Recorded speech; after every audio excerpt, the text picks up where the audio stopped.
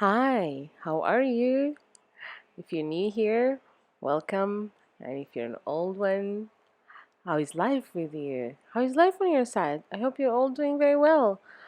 Okay, today we're going to do tuna melt. Who doesn't like a good tuna melt? It's a savior sandwich. You can make it whenever you feel like you don't want to cook and you don't want to buy fresh ingredients or whatever, and you can just make it the simplest ingredients you have in your kitchen. I love tuna and tuna melt, especially with cheese. It's one of my favorite ways to eat tuna. Let's see what we have. I have one can of tuna in water. You can use one in oil, fine. I have shallot, or you can use a red onion as well, like a small one. A little bit of spring onions because we do love onions over here. Okay, so I have cheddar cheese. I did have a block. I cut it. I would try to slice it, but if you do have ready slices, it's obviously so much easier. Some toasts from the day before. I was trying to get rid of it. Okay, now let's see what are we going to add to this tuna to just make it even extra nice and delicious. A little bit of salt here, of course, some pepper. I like pepper. You can add as much as you want. Don't add too much salt because we're going to add some other things that they might be a little bit salty, and also we're adding cheese. So don't forget that. I add a little bit of garlic powder, paprika in here. Okay, now for my secret ingredient, sumac. It adds that acidity note that you're looking for without making your sandwich soggy. If you add, let's say, lime juice or lemon juice or garlic or whatever. Okay, Worcester sauce as well to add the sweetness and the saltiness, and not too much as well because again we don't want to add a lot of liquid here. So if you don't have Worcester sauce, you can use a teeny tiny bit of I would say soy sauce, or just leave it out.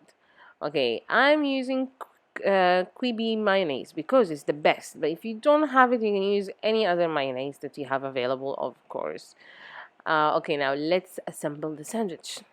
I put the slices of the toast, and now I added a layer of the cheese. I'm going to add a layer of the tuna, or the tuna mix now, and then I'm going to add another layer of the cheese because we want the cheese to act as the glue to the sandwich. So when it melts, it's going to bring the sandwich together. It's just going to be amazing. Okay, finished with that. Now we're going to take that butter, and I'm using also salted butter. That's why I didn't add a lot of salt, but if you do have unsalted butter, you can definitely use it and it will be just as good. Okay, on the stove, I'm melting a little bit of butter here. I'm going to add the sandwich to the butter on the stove, on the in the pan, and then we're going to wait a little bit for it to just color. Don't wait too long like me. It just over colored here, but it was still nice. So maybe I would say a minute and a half to 2 minutes maximum. Just pay attention to it and do the same thing on the other side. Take it out and cut it in half, and you have your sandwich ready. Okay, now this one that I'm cutting now, this is the color that we are looking for. Like just toastiness and nice buttery, crunchy sides.